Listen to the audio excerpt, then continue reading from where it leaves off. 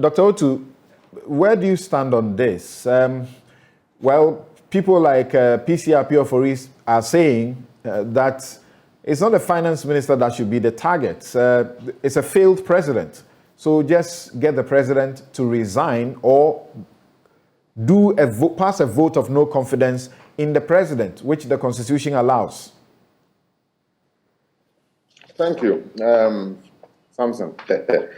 Interesting times we have in this country. I think that I cannot foresee Ofori Atta being a finance minister beyond maybe the presentation of the budget. And on a personal note, if I were him, I would not even go to present the budget. There's some sense in him trying to conclude a staff-level agreement of the IMF. There's some sense in that. And as Mona said, for the board of the fund to consider Ghana's bailout, it will go into December. Yeah, when Zambia was seeking it, it took them 2 years. I don't know where the confidence comes from Ghana that we seem to be saying, oh, we are almost there, we are almost there. And now economist Kwame Pianin says we have difficulties. Of course, we, the public, have been made to know about part of the difficulty because there have been inaccurate figures that the IMF has not been excited about. So that's the point. Of course, the last negotiation, I think Mona can correct me. It took us, I think, 6 months or so to conclude the 2015 negotiation. And of course, this time is a bit different because the world itself recognizes the urgency of the situation for many developing countries. So maybe this time is different in the sense that people will want to speed up things to be able to save the situation for most countries and for Ghana. The situation is urgent. So concluding a staff-level agreement in the next 3 weeks would be good. But I do not really foresee him going on as a finance minister beyond November. I do not foresee that. I think that it's in his own interest to resign after the appropriation motion is moved. And I think that the MPs cannot, at this stage, tell us any other story if the president does not act on their demands positively. So that would be my take on it. How do you expect... Yes, please go ahead. All of this things is also coming on the heels of the already demands on the president to reshuffle the cabinet. I mean, this thing has been in the air for so many years now, for so many months, years and months. And I think that the MPs have acted boldly. They have acted not just on the current economic situation, but the pent-up feeling from their constituents that the president needs to reshuffle the cabinet. And so this is the ultimate consequence we are seeing on the part of the president refusing to listen to so many people within his own party about reshuffling.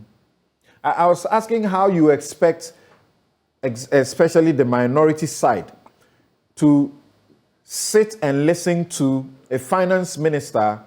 They have gotten a motion for censure accepted on, and which is a motion that will have to be debated. So how do you see things panning out if he goes to Parliament? That is before the motion is debated for his removal, censure. So I'm not a political scientist, and I'm not a student of politics that well, but I think it will be difficult for the minority as it is difficult for the majority itself. And it's in that breath that I said that personally, if I were him, I would not even go to Parliament to present the budget.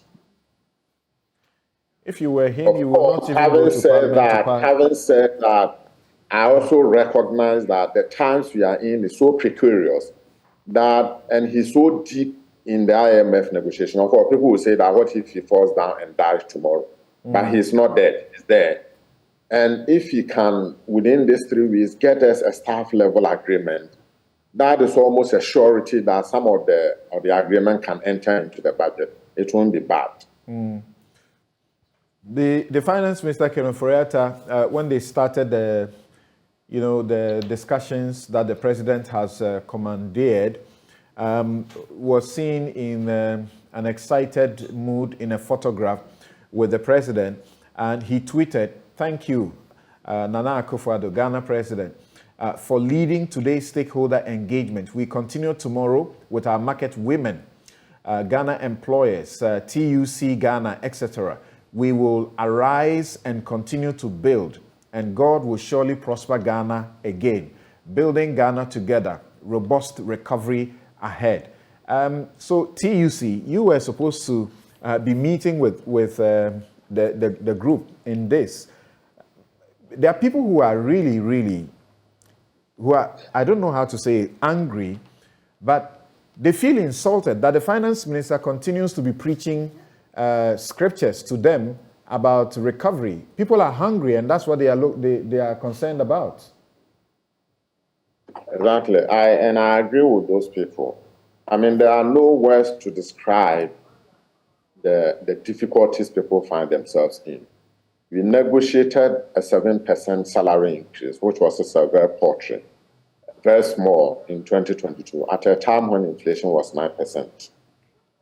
Today, in 2022, inflation is almost inching up to 40%.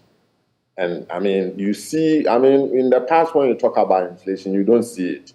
Today, you see it in hourly increases in prices for everything. Incomes have been completely decimated. So in these times, it's not really about sermons, and as your take mentioned, it's not about sloganeering anymore. It's about clear, tangible things you can do to stabilize the situation, to arrest the fall of the city, and to arrest the declining standards of living of Ghanaian workers. This is what everybody expects. It's not just even workers. It's all that the country expects from the president, from his ministers. It's no longer about slogans. You just said a while ago, as if to join the group that is asking Ken to go, that his stay in office is no more tenable. How does his removal from office suddenly change the circumstances? So it may not suddenly change the circumstances, but you see, in economics, there's something we call confidence. It's not a tangible, quantifiable thing you can build into a model. Of course, you can still build into a model, but not as a quantitative variable, as a qualitative variable. So that confidence, when so many people, including 80 members of your own parliament, are telling you that we have lost confidence, there's no way the market will regain that confidence until that person is made to go. So his exit will actually increase confidence, which has been sagging in the Ghanaian economy for whatever reason. It may be, I mean, we may all be wrong, but at least at this point in time, this is the position taken by majority of the people. And majority of MPs have agreed to that. The market is watching. So what we need to do is to give the market some confidence. In fact, a high dose of confidence in this situation. Okay. So it may not certainly change things, but it will give confidence to move the market in the right direction for Ghana. All right. I suppose that is without a doubt, because even the government says the more we talk the economy down, the more things get bad. And so we should be careful, even we presenters. When I sit here and moderate my show, sometimes I get calls, be careful how you allow people to say certain things about the currency and the rest, all impact on how the currency, does well or does not do well. Except that sometimes I get very intrigued, and sometimes I almost feel insulted, because the same people who are calling you and asking you to moderate your guests so that they do not get into what they call speculation and all of these things, because it affects the economy. Not too long ago, when the NDC was in power, they would sit on the same show with you and do the same thing. And when the NDC guys told us that, be careful, what you're doing is not good for the market, they would call their bluff and say, forget about these guys, let's move on. We'll say it as it is. So sometimes it gets really insulting to me when I get these calls. A quick response on that. Yes. So underlying all these difficulties in the Fourth Republic is at the nature of our politics. So if I am not in government, I just do anything and everything to bring down the economy. When the tables turn, then you begin to preach to people that please don't do that, don't do that. But you can also even where we do that, even where we do that, there should be some major issues that we should agree that for those issues, the political divide will agree that this is how we communicate about them, because it's about people's lives.